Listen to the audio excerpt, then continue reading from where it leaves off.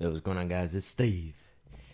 So I'm uploading late today because, well, I got into a car accident. Well, that's why. But I'm not going to go into detail on that. That's besides the point.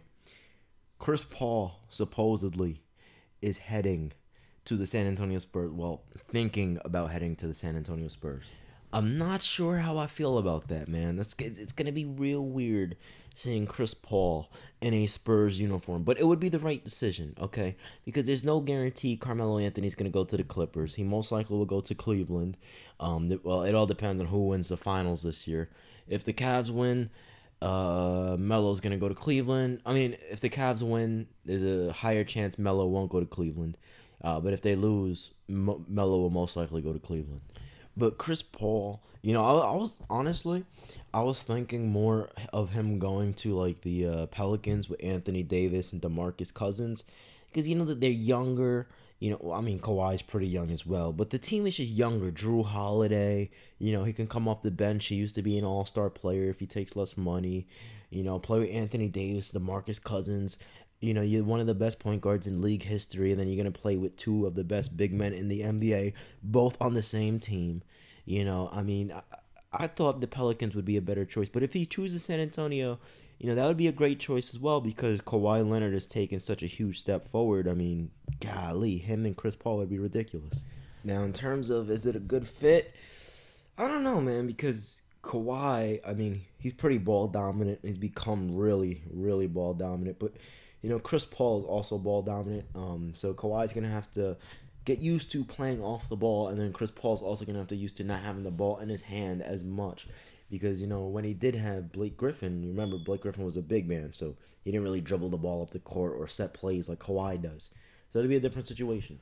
I'll tell you this though, if Chris Paul goes to the Spurs and he plays with Kawhi Leonard and they keep their team together and get a few more role players maybe, or just they just keep the team that they have now, this team will be title contenders without a doubt. Okay, without question, this team will be title contenders. Plus, they'll have one of the greatest coaches ever in Greg Popovich. I mean, it'll be ridiculous. Now, will this team be able to defeat, like the Cavs or the Warriors? It all depends on how they fit together. It all depends on how they fit together. Because any team can look good on paper. I mean, prime example, and if anyone laughs, I'm a mess y'all up. The New York Knicks, they looked good on paper, but what happened? They were terrible. Who knows, man? We may have another dynasty on our hands because remember, Kawhi Leonard's relatively young. He has the finals experience. He has the deep playoff experience. He's played well. He's played bad. Chris Paul's a veteran, one of the best point guards to ever play. So they have the ability to be able to compete with the Cleveland Cavaliers and the San Antonio Spurs. But again, you don't want to jump too far ahead and jump to conclusions because look what happened with the New York Knicks, man. It was absolutely embarrassing. But to be honest, I think before, and this is all just speculation because this is all rumors and crap, but before Chris Paul jumps to anything, I honestly believe he should, he should weigh his options because what if Melo wants to come to the Clippers or, what if the Pelicans want you? Because I would rather, to be honest, I would go with Anthony Davis and DeMarcus Cousins because there's no front court in the NBA that's going to compete with them. There's no big men. Those are the two best big men in the league, okay, on the same team. And they're going to be the best big men in the league for the next 5-10 years. And they're on the same exact team. So if they get one of the best point guards, their front court's going to be elite. Their back court's going to be elite. If they can keep Drew Holiday, get him off the bench for less money, I mean, we're looking at another championship contending team with a few more pieces.